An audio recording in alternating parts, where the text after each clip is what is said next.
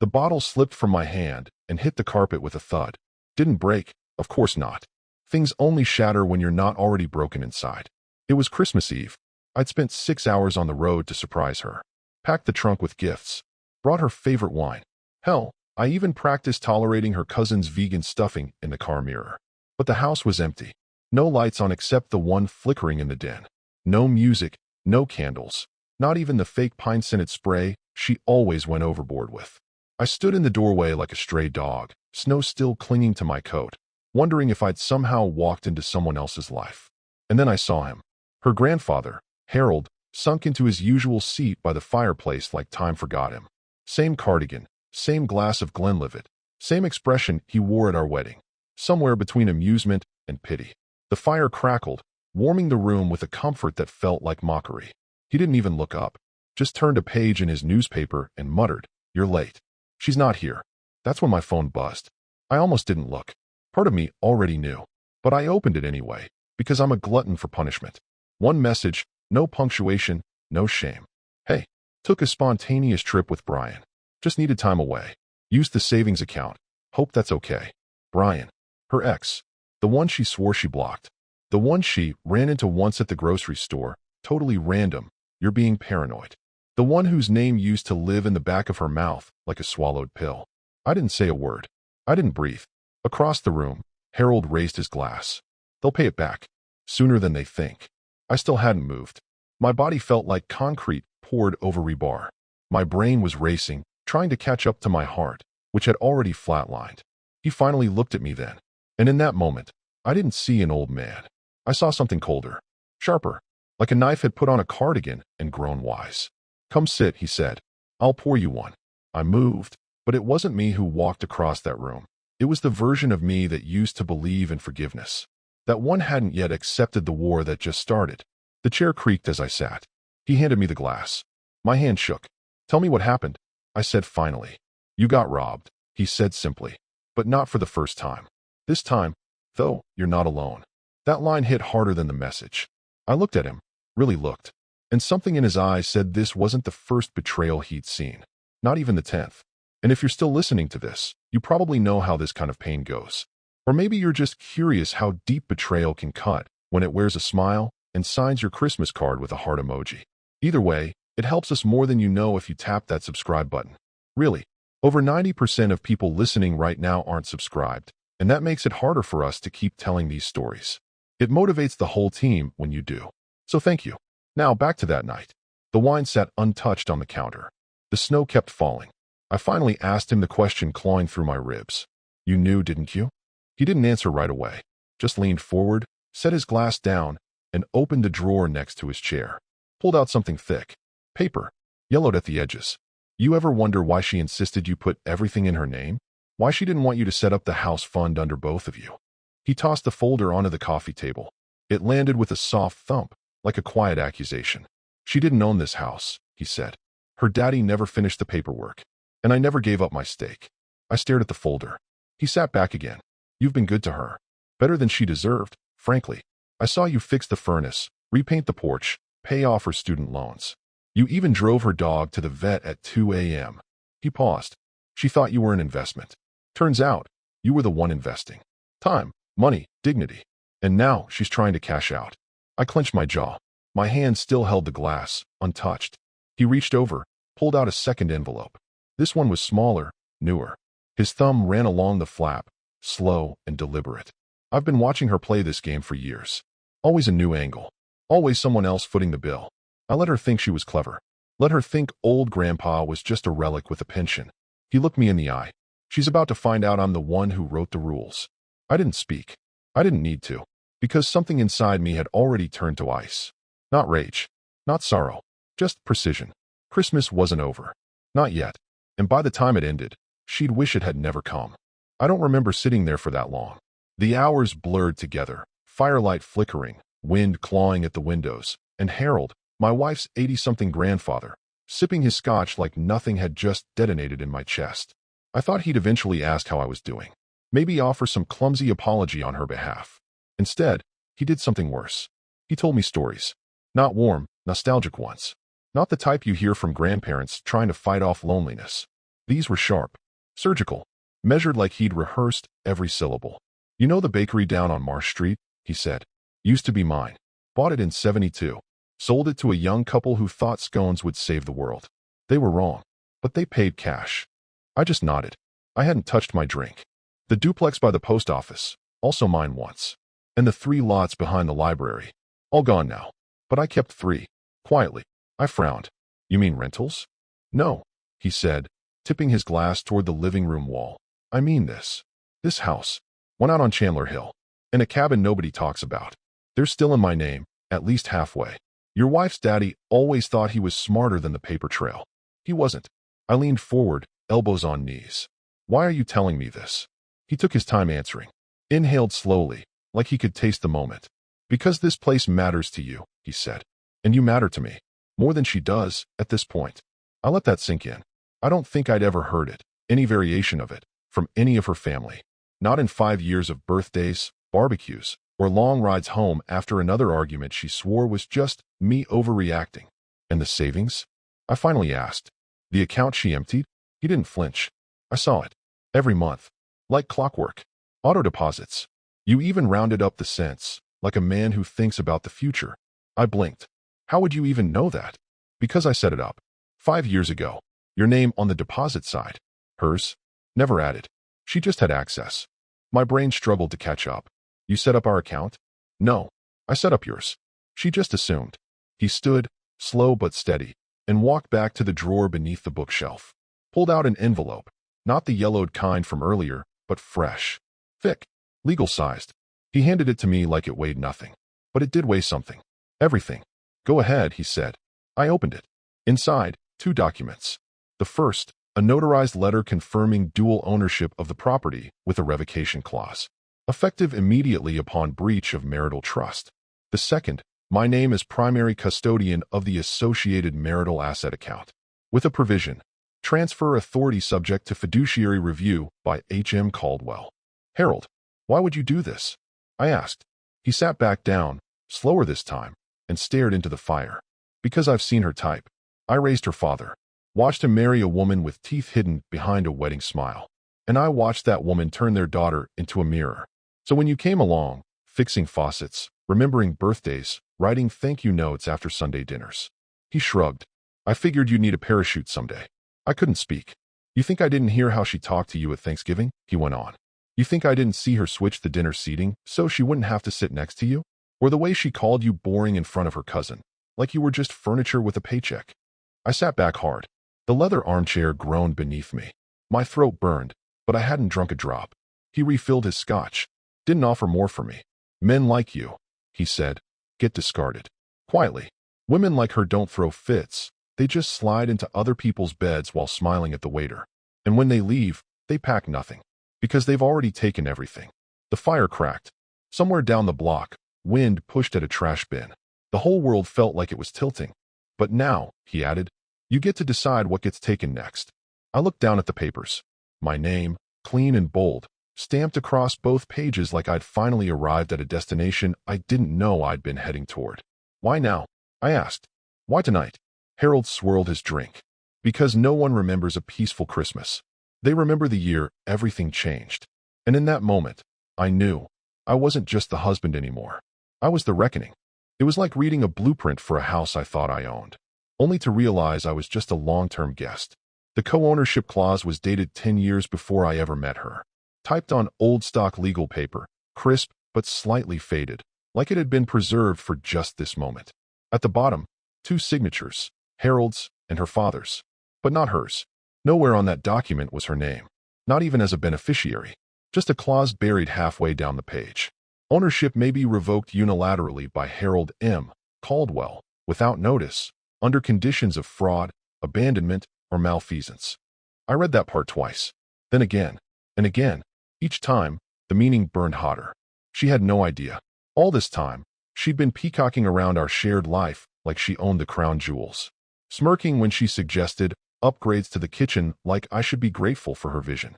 Telling her friends our house, when I was the one who mowed the lawn, patched the drywall, paid the mortgage, even as she drained the savings behind my back.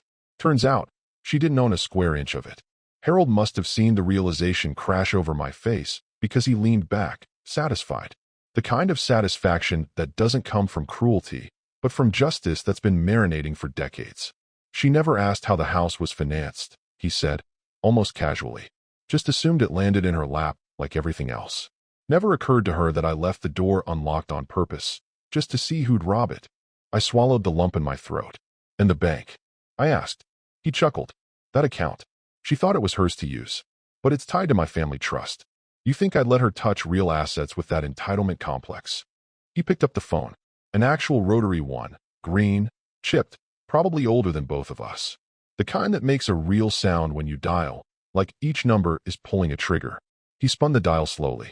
9 numbers. Then a pause. Thomas, he said, once someone answered. Yes. Put me through to the fraud department. Not the general line. The direct one. Another pause. A click. The fire crackled, and somewhere in the walls, the old heater groaned to life. Harold stood as he spoke, walked to the mantel, ran his hand across a photograph of his wife, long past. I'd like to freeze the joint account, he said finally, his voice calm as lake ice. All of it. That was it. 6 words. No drama. No threats. Just a surgeon's precision. He hung up, sat down, and resumed sipping his scotch like he'd just placed a bet on a horse he knew would win. I stared at him. That's it. That's the first incision, he said. The rest comes later. Slowly. She won't see the hemorrhage until she's already pale. I could feel my pulse in my teeth. My hands weren't shaking anymore. They were steady. Too steady. He handed me a second folder. This one thin. Inside, a copy of the trust agreement for the account she just drained. Only it didn't say hers. It said, temporary steward, spouse, contingent on compliance with Clause 9A. I found Clause 9A. It read, funds may be withdrawn by the spouse contingent upon the preservation of good faith and absence of material deceit. Beneath it, a subclause, deceit defined as betrayal, infidelity, or intentional financial harm. He looked at me. We'll need a statement. From Brian. I blinked. You think he'll talk? Harold gave a grin that made my skin crawl. Let's just say, he has incentives. Then he tapped the paper again. This isn't about revenge, he said. It's about education. She thinks men are predictable, weak, that you'll go away quietly, lick your wounds, and blame yourself. He leaned forward, eyes sharp. You are not her lesson. She is yours. Something deep inside me moved. Not anger, not grief. Something colder. Resolve. Harold stood again. We start with the account. The embarrassment comes later. Just wait until she finds out Brian can't cover a $300 hotel deposit. I laughed. For the first time all night. It wasn't a happy laugh. It was the sound you make when the last string snaps and the puppet starts walking on its own. She's going to panic, I said. She already is, he replied, checking his watch. Time zones work in our favor. Outside, snow was still falling. Inside, something else had just started to melt. Me. The old me. The man who made excuses for her. The man who stayed quiet at dinner when she rolled her eyes. The man who smiled while bleeding. That man was gone.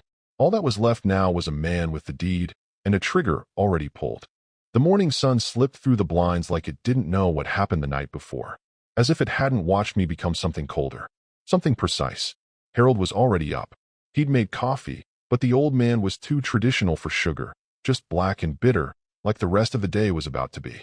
I was staring into the mug when my phone buzzed. The name on the screen might as well have been a dagger. Her. Hey babe, I let it ring out. A few seconds later, another buzz. Hey, I think something's wrong. My card isn't working. Did you mess something up? Buzz. Brian and I can't check into the hotel. They're saying the card was declined and flagged. Buzz. Are you ignoring me? 10 more times she tried. Voicemail after voicemail. Her voice losing its practiced sweetness, slipping into sharpness. Then desperation. That's when she made the mistake of calling Harold. I watched him lift the rotary receiver again. This time with a little smirk like he'd been waiting for this moment since the first time she rolled her eyes at me during dinner. He didn't even say hello. Just listened to her voice crackle through the line. Then said, all that money you stole? It's in review. Bank's holding it under fraud watch. Merry Christmas, sweetheart. And he hung up. No second sentence. No warmth. No explanation. Just click. And for the first time in 5 years, I realized something very strange. My heart wasn't racing. My hands weren't shaking. I wasn't devastated. I was calm. Flatline calm. Because it wasn't about heartbreak anymore. It was about logistics. Execution. Steps in a sequence she never expected me to understand, let alone master. I checked the bank app, just for fun. Her last transaction, a $1,328 charge from a resort in Playa del Carmen. Approved at 11:13 p.m. Declined at 11:14. The refund? Pending. I scrolled.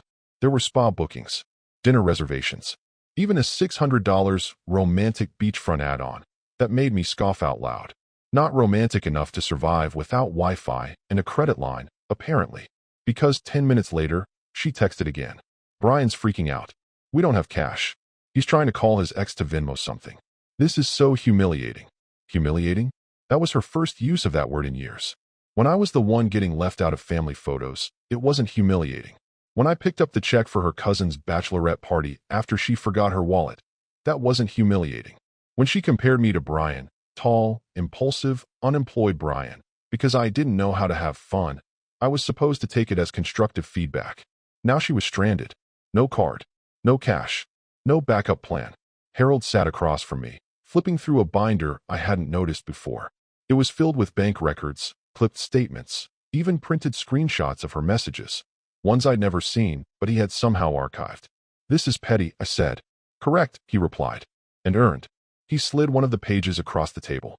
A screenshot from her group chat with her friends. She'd once posted a photo of me in the background of our kitchen, in sweats, half asleep. Captioned it. The things I put up with for a decent 401k. The chat reaction? A string of laughing emojis.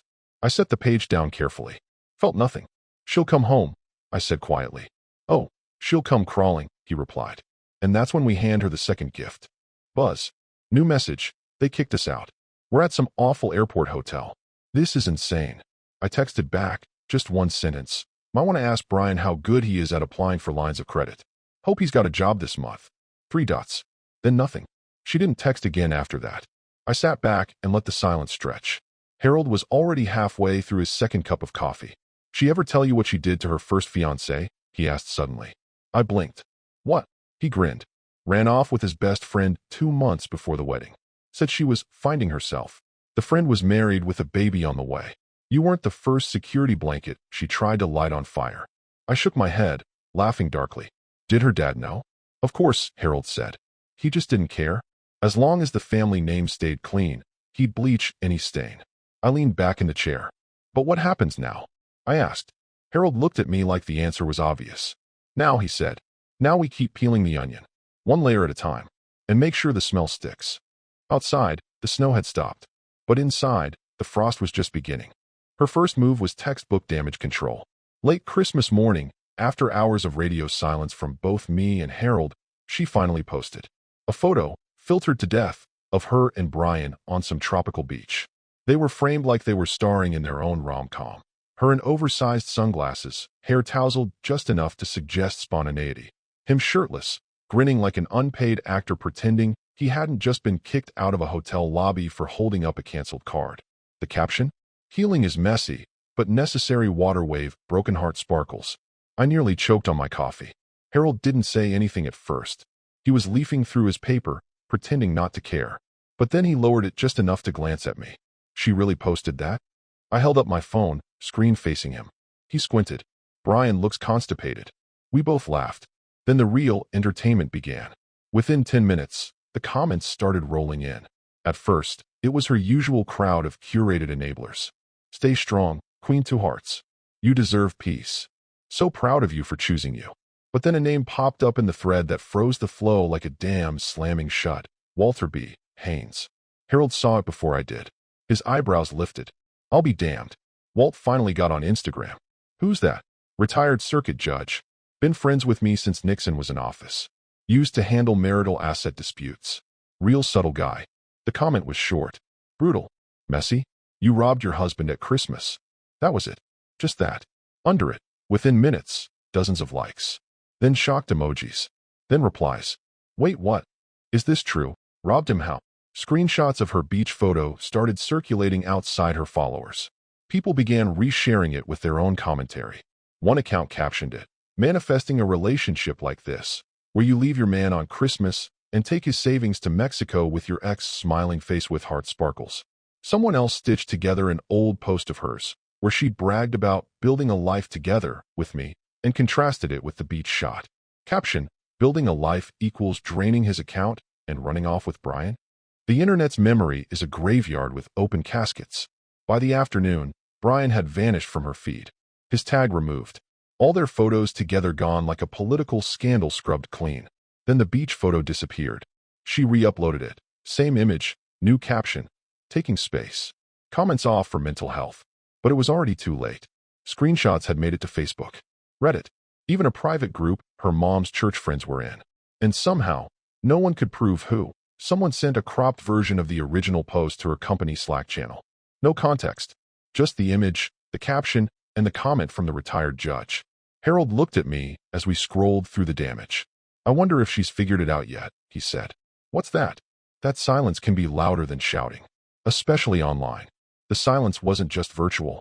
Her phone, which she once wielded like a spotlight, was now a trap. She couldn't post without backlash. Couldn't reply without evidence. Couldn't control the narrative without looking like she was trying to cover something up. The digital leash she used to keep around my neck had wrapped itself around hers. She tried one more Hail Mary that night, posting a quote on her story. You never really know someone until you divorce them. Harold burst out laughing when he saw it. She really thinks that's clever? Probably stole it off Pinterest. He raised his glass. Well, now she knows at least two people she didn't really know. You and me. That night, I watched as her follower count dipped. Not drastically, just enough to send a message. And more telling? Her silence. No more stories. No more likes. No more cutesy heart emojis in other people's posts. Like she'd vanished, but not completely. Just hiding. Cornered by a world she used to bend with hashtags and filters. She didn't just lose money. She lost control. And the internet never forgets what it likes to humiliate. When the applause dies down, all that's left is the echo. And for her, that echo started screaming by nightfall. After the public backlash hit social media like a blunt weapon, she must have figured the worst was behind her. That deleting comments and reposting filtered nonsense would be enough to make the world forget. But what she didn't count on, what she never accounted for, was Brian's baggage catching up to both of them like a bloodhound with a court order. It started with a phone call. Not to her. To Brian. From his sister. Harold and I were sitting in the living room again. He was finishing a crossword. I was sipping cold coffee when he handed me his iPad and grinned. Check the comments on this one. It was a post on some Facebook group, Second Wives Anonymous, or something like that. Someone had uploaded a screenshot of her beach photo and asked, anyone recognize this guy? Claims he's a full-time dad. Meanwhile, the top comment? That's Brian Matheson. My brother. Parasite with a passport. Ask him how often he sees his daughter. For hours later, the thread had over 100 comments. A woman claiming to be Brian's ex-wife chimed in with something even sharper. Just so everyone's clear, he was supposed to have our daughter for Christmas. Instead, he's off on a romantic fraud-funded vacation with someone else's wife. Congrats on sabotaging your custody case. Genius. And then the coup de grace. One of the commenters shared a screenshot of an email apparently sent to the judge in their family court proceedings. Attached was the infamous beach photo. Captioned, evidence of irresponsible parental behavior during court-assigned custody period. Harold whistled low. And now the rats begin to eat each other. Later that evening, another little ping showed up. This time from a local Mexico-based forum for digital nomads. Apparently, a couple had been booted from their resort due to unauthorized use of a credit card that had since been reported frozen. No names, but the details matched a little too closely. Right down to the female guest claiming the funds were her husband's. That was the final straw for Brian. He didn't blow up. No dramatic confrontation. No suitcase throwing. Just a quiet conversation with the hotel staff, a few uncomfortable calls, and then, according to one of the night staff who decided to spill to Twitter, he booked a separate one-way flight home and left her there. Didn't even say goodbye at the desk. Just vanished. And suddenly, the influencer on Healing Journey was alone. Stranded in a foreign country with no card, no cash, no +1, and a bill she couldn't cover. Her confidence, once weaponized, now hollowed out. At 1:13 a.m., my phone lit up again. This time, she didn't text. She called. I didn't answer. 2 minutes later, she tried again. Then again. And again. No voicemails. Just raw panic pulsing through the screen. The fifth call came through, and this time I let it ring for a while. Just long enough to make her think I might pick up. Then I pressed decline. Harold, still in his chair, looked up from his crossword. She called. Yeah. Good. I didn't ask why. I didn't have to. Because silence was no longer a punishment. It was a message. One she never expected from me. She thought she'd left me behind, replaced me with a beach, a man, a caption. But now the caption was gone. The man had walked, and the beach was just another hotel lobby where she was waiting to be escorted out. She tried one last call. Blocked number. Didn't matter. I already knew the sound of her voice trembling would be sweeter than any apology she could manufacture. And I wasn't going to let her waste it on me. Somehow, God knows how, she found the cash for a one-way flight home. Maybe she sold her jewelry. Maybe she begged her parents. Or maybe Brian, in a final pathetic gesture, sent her something to make himself feel less guilty before his custody hearing boiled him alive. Doesn't matter. What matters is this. Her card worked for one final swipe. Just enough to board a cramped economy flight with no luggage, no support, and no plan. She landed around midnight. Late, cold, empty airport. No one waiting with a sign. No warm hugs. No car. No excuses. Just her, dragging some borrowed duffel bag down the escalator into the kind of quiet that only airports and betrayal can create. I didn't pick her up. Didn't offer to. She took a rideshare home. Paid cash, I assume. By the time her boots crunched across the front porch, the snow had crusted over with a layer of sleet. The wind was cutting mean. Her key still worked, but not for long. I was upstairs, lights off, waiting. Not to see her, just to know she saw it. Because on the kitchen table, placed deliberately under the overhead light, were two things. First, a notarized letter from Harold, elegantly typed, stamped, and signed, revoking her right to reside on the property effective immediately. It included her full name, her maiden name, and the clause he'd written into the deed 15 years ago when he first considered giving her father a break. A clause he never expected he'd use until now. Second, a black folder. Inside it, a printout of every transaction she made from the joint account in the 3 weeks leading up to Christmas. Itemized, categorized, with merchant codes. There was the romantic suite upgrade, the couple's tequila tasting, the $740 beachwear shopping spree. It was all there, documented with enough precision to make an IRS auditor jealous. On top of the folder was a note. Handwritten. From me. Just one line. These were your Christmas gifts. You just opened them late. No signature. No greeting. Not even a flourish at the end. Just the kind of sentence you don't forget, because it doesn't let you. I heard her boots stop moving in the hallway. Silence. Then the faint sound of paper shifting as she opened the folder. And then, nothing. No outburst. No yelling. Just breath. Short. Shaky.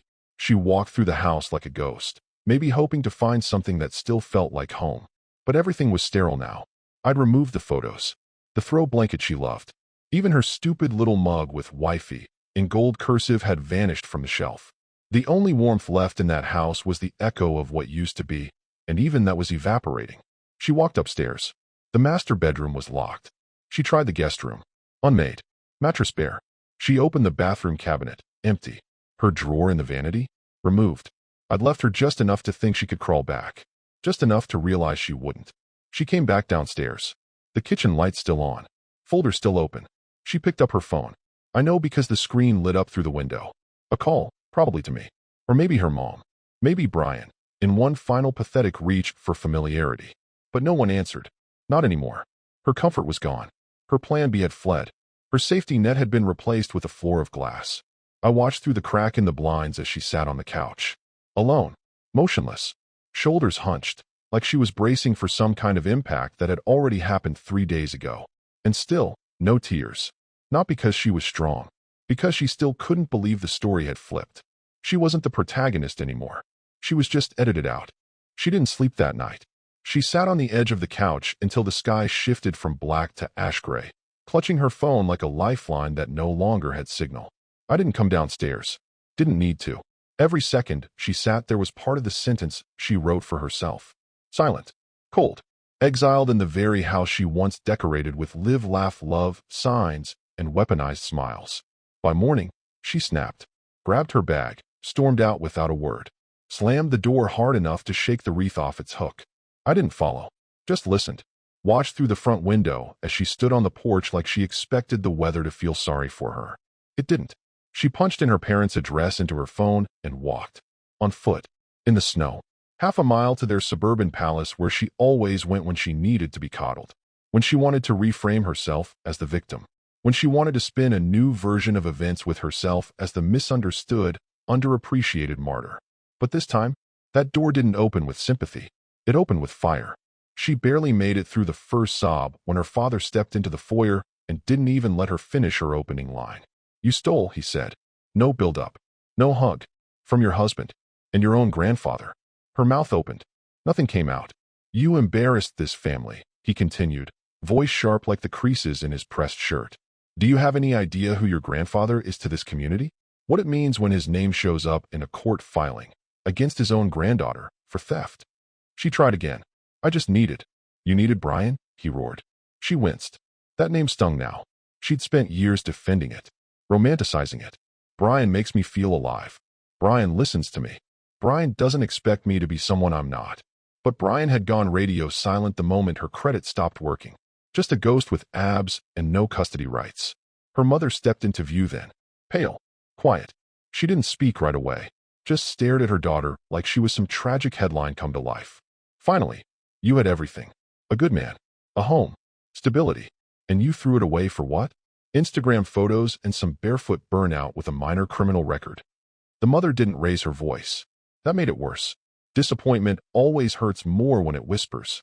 "I was unhappy," her daughter mumbled, trying to locate the old narrative, the one that used to work. Her father laughed bitterly. "You were bored. So you burned your marriage to the ground and used our name to light the match." The silence after that felt like the end of something.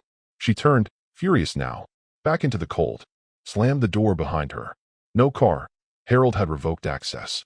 No Uber. Her cards were locked. No house. She no longer had the right to enter. She was back on the sidewalk. Mascara streaking down red cheeks. Boots wet. No gloves.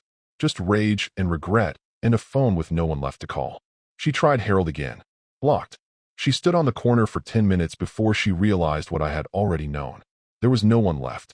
Even the people who had always said, "Your family no matter what," had finally meant the what. Her name wasn't a shield anymore.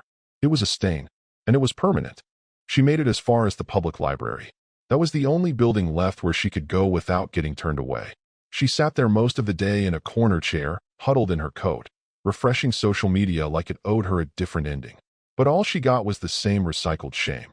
Her old posts reshared with biting captions. Her name dunked in comment sections she once ruled, friends going silent, not because they didn't know what to say, but because they'd already chosen a side. And it wasn't hers. Around 3 p.m., she got the notification. A missed delivery from a courier service. Registered, requiring signature. Sent to her parents' address. She had it rerouted to the library, using the last sliver of dignity she could scrape from the bottom of her pride. They held it at the front desk. Plain envelope. Cream-colored. No branding. Just her name in sharp black ink. She knew before she opened it. The weight alone told her. Inside, a civil suit filing. Filed jointly. By me. And Harold. The title was clean and brutal. Petition for damages resulting from marital misappropriation and breach of financial trust. She flipped through it with trembling fingers. Pages of it.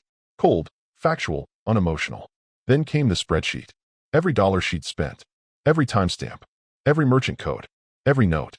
$348.77. Luxury airport lounge upgrade. Used joint account ending in 1174.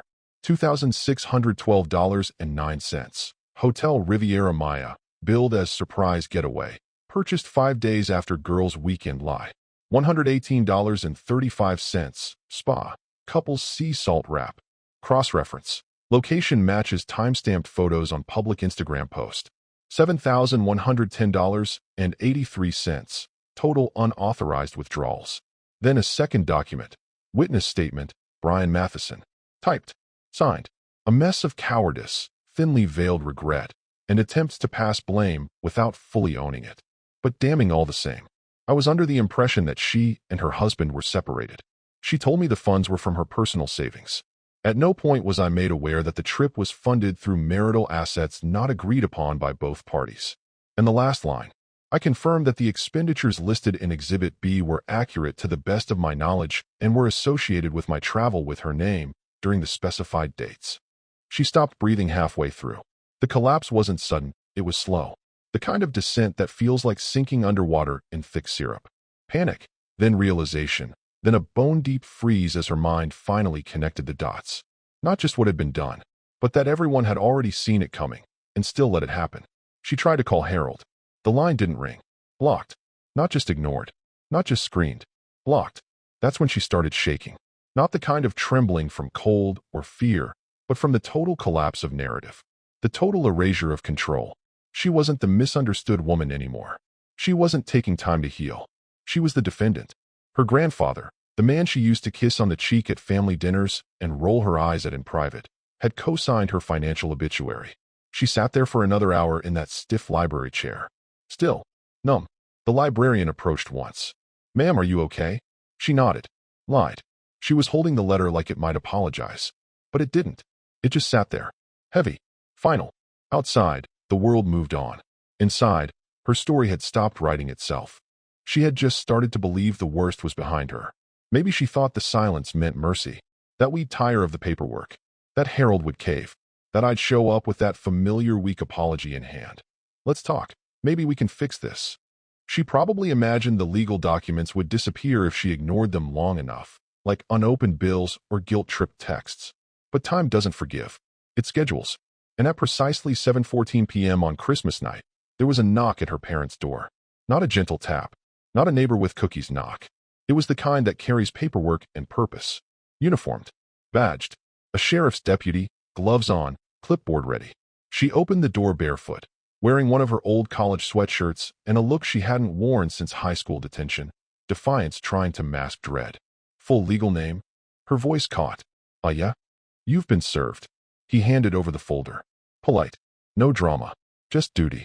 Inside, the formal notice of court proceedings. Her name, bold, capitalized, centered, was listed as defendant. Under it, 2 plaintiffs. My name. And Harold's. The details were all there. The hearing date. The jurisdiction. The charge. Civil misappropriation of marital and trust assets with intent to defraud. She didn't read the rest on the porch. She slammed the door. But her parents did. Her father, red-faced. Her mother, silent as stone. It took less than an hour for the local paper to pick it up. Harold didn't leak it. He didn't have to. The filing was public record. And when someone with his name shows up as a co-plaintiff in a holiday week lawsuit, reporters start typing. By 9 p.m., the headline was live. Granddaughter of prominent landowner sued by husband, grandfather for holiday theft. It included a photo, one of those high-resolution ones from her old business conference bio. Perfect smile. Manicured. Powerful. Cropped just enough to erase the context. But the caption beneath it didn't need help. Defendant. Her full name. The subhead ran colder. Sources close to the family confirmed the lawsuit centers around unauthorized use of marital savings to fund a holiday trip with her former partner. The article mentioned Harold by name, quoted one of his statements from a prior interview about financial integrity, even referenced the trust his name had long upheld in local circles. And for the first time in her life, her name did the opposite. She didn't leave the house the next day, but her phone did. Screenshots of the article hit her old friend groups, alumni pages, even the yoga studio where she used to film promo videos about self-alignment and conscious partnerships. Her last Instagram post, still pinned, still with comments disabled, started getting tagged in news stories. No captions, just links. At home, Harold sat by the fire. Same chair, same scotch, same expression he wore the day this all started. Patient, settled, like the world was finally moving on his schedule again. She thought she was untouchable, he said quietly. I poured my own glass and joined him, both of us watching the flames twist. I raised my glass. Turns out, I said, touch was all she had. He smirked. And now even that's been revoked. We drank. No music. No lights. Just the pop of the fireplace and the kind of silence that tastes like justice finally exhaled. Outside, snow was falling again. But inside, the freeze was complete.